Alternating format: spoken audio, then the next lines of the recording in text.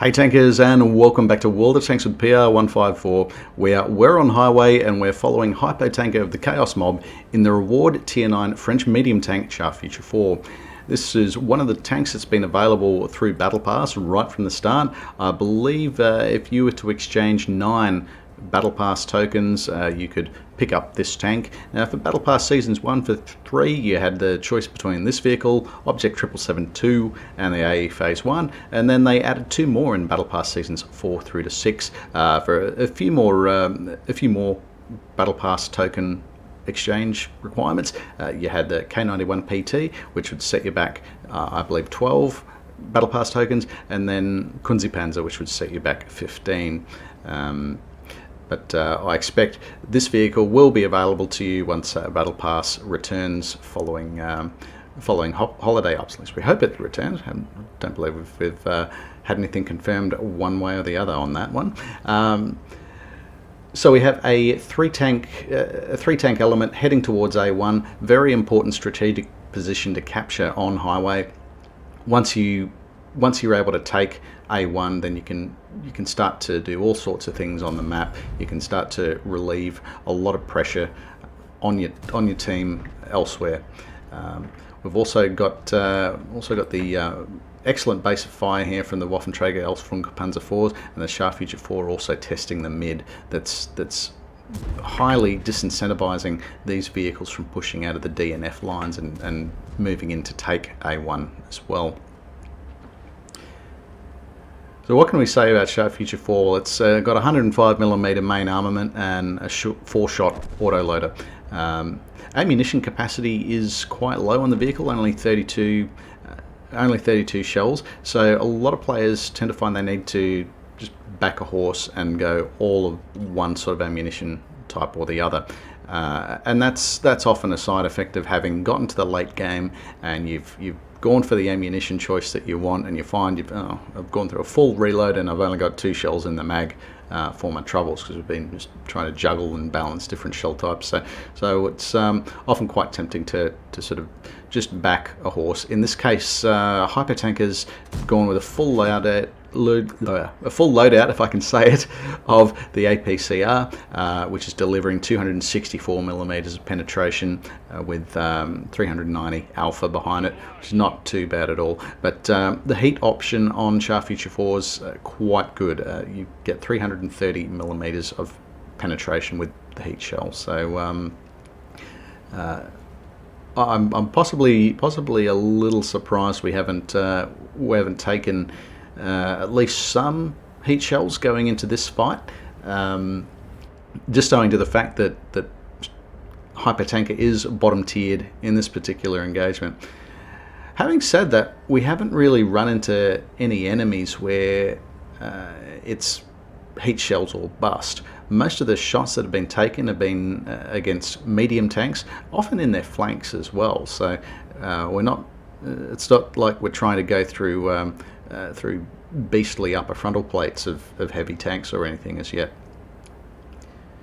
In fact, what we're doing is really just trying to find the flanks, and here we go. We've managed to find one on the Object 263, locked down its tracks so it is not going anywhere, and in 3 shots in the end of Hypo-Tanker's magazine, they've been able to send that back to the garage.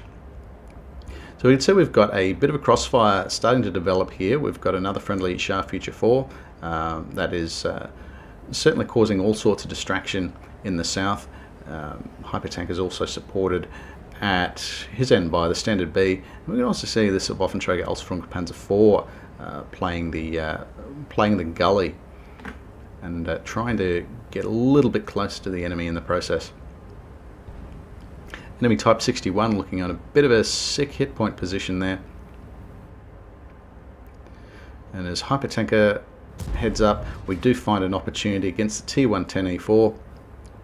Unfortunately, the T110E4 now looking in Hypo-Tanker's general direction. So going dark seems to be the order of the day. But as he's done that, that's also meant the Standard B has been able to get a shot of opportunity into the T110E4 while it was distracted.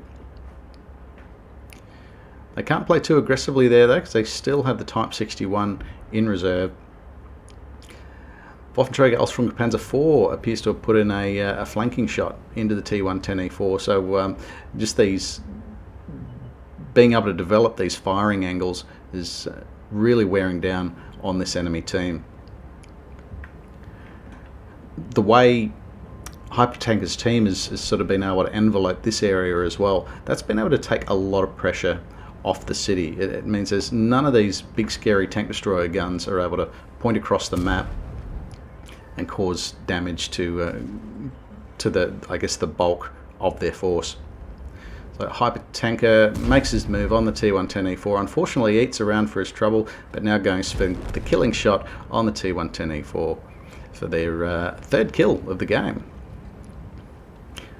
Pushing forward towards the cap circle, it appears the enemy has completely vacated, and there's now only 3 enemy vehicles left in the game, and they're all in the town. There's the AMX-30B and the E100 left to deal with them, which locally they are outnumbered, but we can see that reinforcements are on the way. So the enemy Type 5 Heavy able to knock out the AMX-30B, which is probably a bit bold for that vehicle to be heading into the city.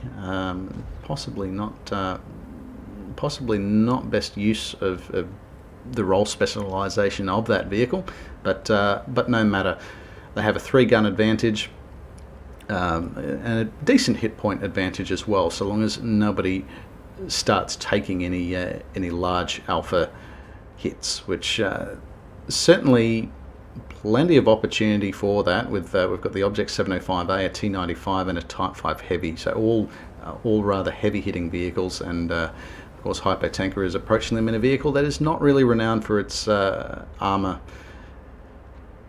or its ability to bounce shots at all. So coming in, we've got a full mag. We've taken the wide angle, and it's paid off. We're finding the rear end of the T95, looking for a second penetrating hit, and managing to knock it out. One more shell in the magazine, sending that into the Type 5 Heavy, just ducking behind a building to reload before we poke out again. Type 5 Heavy duking it out with the Char Futur force, taking a fair bit of damage from the friendly team.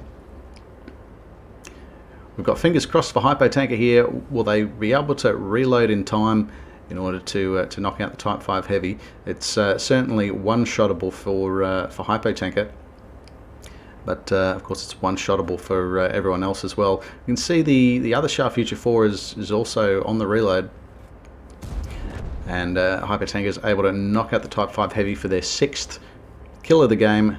That's a Top Gun medal. So let's take a look at those results. So a well-deserved victory there in the reward Tier 9 French medium tank Char Futur 4, as well as an Ace Mastery badge for their efforts out there today. Having 6 kills taken upon the enemy, we've earned the Top Gun medal, and we've also picked up Oskin's medal for destroying at least 3 enemy tanks or tank destroyers that are a tier higher in the course of the battle. So that's a very nice one to collect. We've also picked up the Fire for Effect medal for accounting for at least your hit points in damage inflicted upon the enemy team, which we've done in spades. Nearly 4,700 hit points of damage inflicted upon the enemy team.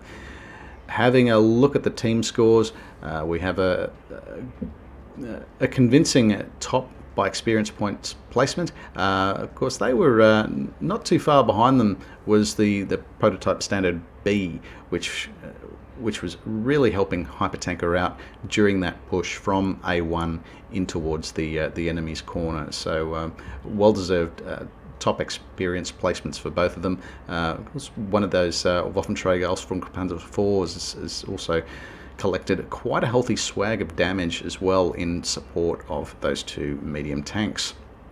Having a look at the enemy team, some honourable mentions here between the Type 5 Heavy picking up over 6,000 hit points of damage and 4 kills, as well as nearly 5,000 hit points of damage inflicted by the T95 for 4 kills as well, but unfortunately unable to carry on this particular occasion. Having a look at the detailed report, this has been quite a profitable game for Hypo-Tanker.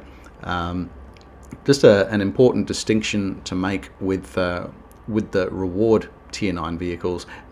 They aren't premium vehicles, they're reward vehicles, and accordingly, while they'll still give you the 50% boost to crew experience and combat experience, depending how you want your boxes checked, they don't actually give you the 50% boost to credits that you might otherwise expect with a premium vehicle.